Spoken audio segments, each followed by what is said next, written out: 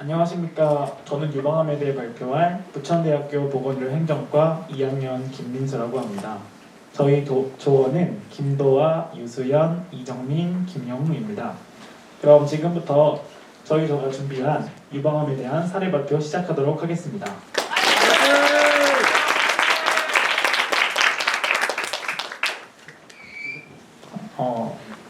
간단하게 목차를 설명해 드리면 유방암의 기본 지식, 유방암의 진단, 치료, 차트종으로 구성되어 있습니다. 유방암은 전체 암 발생률 5위이며 여성 발생암 1위입니다. 그런데 여러분들은 유방암이라는 말을 들었을 때 혹시 유방암이 여성에게만 발생하는 질병이라고 생각하진 않으셨나요? 그렇게 생각합니다. 사실 남성도 유방암에 걸릴 수 있습니다. 이 드라마의 주인공인 배우 조정석 씨는 유방암에 걸린 남자 역할을 연기했습니다. 이런 대사가 기억이 납니다. 저 왜 하필 남자인데 유방암인 거죠? 그때 의사가 이렇게 대답합니다. 그야 남자도 유방이 있으니까 유방암에 걸린 거죠. 이 옆에 사진은 실제로 배우가 유방암 검사를 하는 장면인데 이 기계가 위에서 유방암 아래를 압박하는 건데 얼마나 아팠으면 이런 표정을 지었을까요? 이처럼 남성에게도 극히 드물지만 유방암이 걸릴 수 있습니다. 다음으로는 유방암의 정의와 종류에 대해 알아보도록 하겠습니다. 유방암은 유방에 발생하는 모든 악성 종양입니다. 유방에 비정상적인 조직이 계속 자라거나 다른 장기에 퍼지는 치명적인 병입니다. 유방암의 종류로는 크게 유관암과 소엽암으로 나눌 수 있고 침범 여부에 따라 침륜성과 상피내암으로 구분할 수 있습니다. 침륜성 유관암은 유관을 이루는 세포에서 기원한 암이 유관의 기점막을 침범하여 발생한 암입니다. 유방암의 대표적인 유형으로 전체 환자의 75%에서 85%를 차지하고 있습니다. 다음으로 침륜성 소엽암은 소엽을 구성하는 세포에서 기원한 암입니다. 전체 환자의 5에서 10%를 차지하고 있습니다. 상피내암은 기점막을 침범하지 않은 상태로 유방암 영기에 해당합니다. 유방암 파지트병은 극히 드물지만 유도와 유연의 피부에 발생하는 특수한 유방암의 형태입니다. 다음으로는 유방암의 위험 요인에 대해 설명해 드리도록 하겠습니다. 유방암의 원인에 대한 연구가 꾸준히 진행되고 있지만 아직까지 정확하게 밝혀지진 않았습니다. 그러나 유방암의 여러 가지 위험 요인 중 유전적 요인이 5에서 10%를 차지하고 있습니다.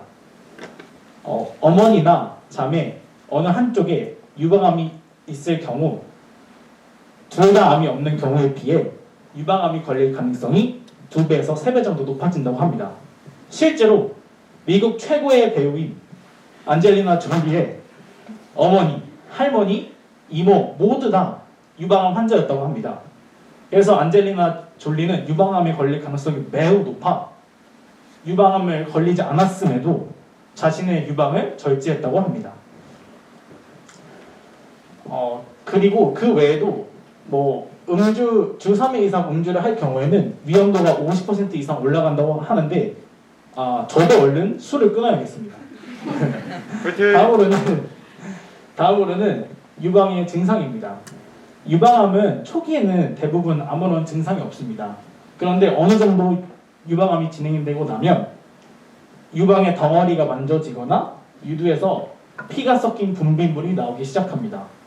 그리고 유방암이 아주 심하게 진행되면 유방에 피부가 움푹 패이고 피부가 빨갛게 부어오르며 통증이 있습니다. 남성의 같은 경우는 유두 밑에 딱딱한 덩어리가 만져지는 것이 특징입니다. 다음으로는 유방암의 생존율과 발병 단계에 대해 설명해 드리도록 하겠습니다. 모든 암이 그렇듯 조기에 치료할 경우 생존율은 높아집니다.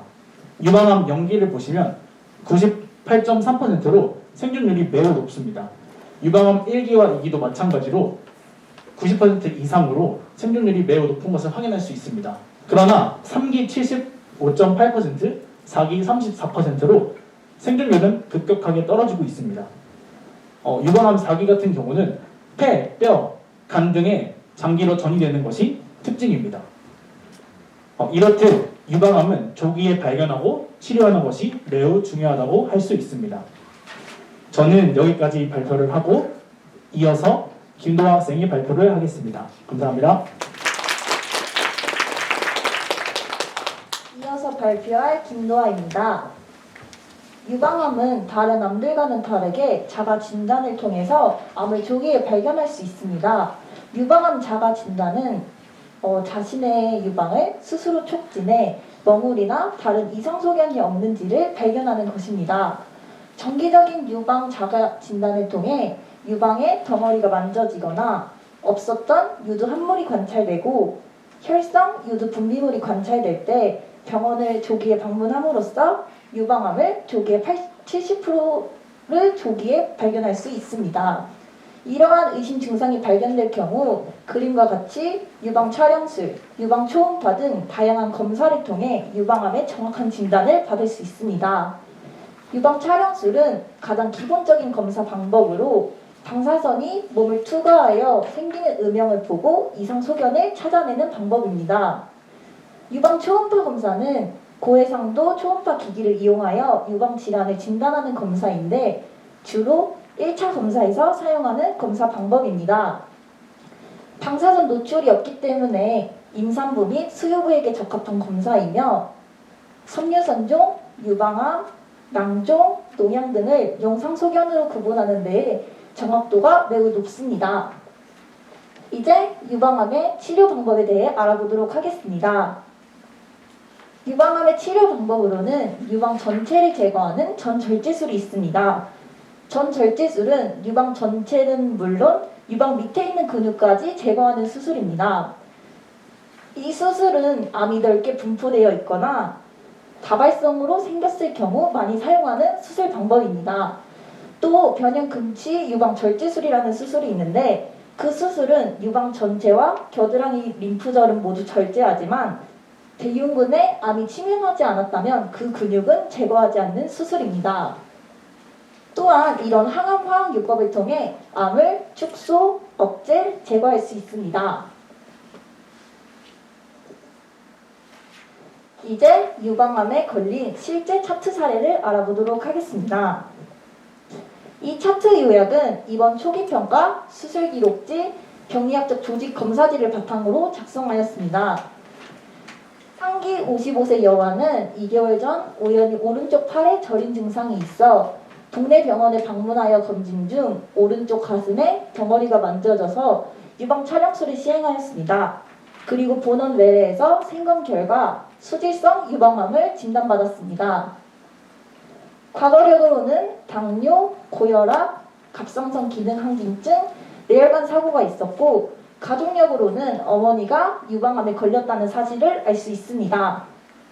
또한 수술과 치료는 2007년 3월 21일 변형근치적 유방절제술을 받았고 기타 처치로는 항암화학요법을 시행하였습니다.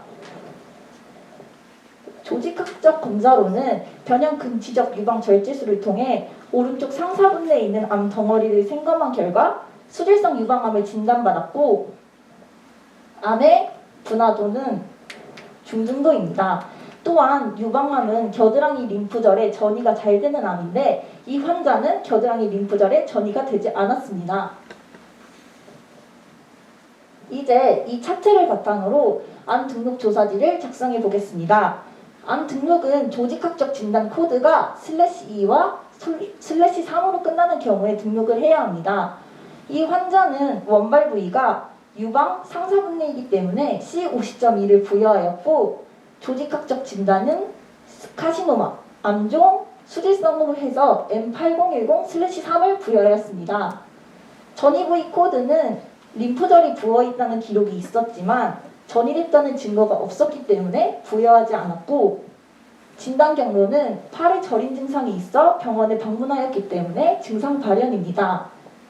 최종 진단 방법은 변형 금지적 유방 절제술을 통해 조직 검사를 하였기 때문에 원발 부위 조직 검사로 부여를 하였고, 병기 분류는 전이된 곳이었고 원발 부위 그 안에만 암이 존재했기 때문에 1번을 부여했습니다.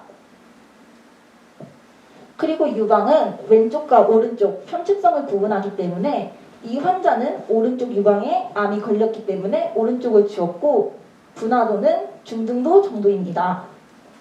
치료 방법으로는 변형 금지적 유방 절제술을 하였고, CMF 항암 화학요법을 하여 수술과 화학요법에 특화하였습니다. 이렇게 암 등록은 국가에서 암 등록 통계 사업에 사용하고 있고, 암 발생률, 생존율 등 통계를 산출하는 데도 활용되고 있습니다. 지금까지 경청해 주셔서 감사합니다. 이상으로 4조 유방암에 대해 발표를 마치겠습니다. 감사합니다.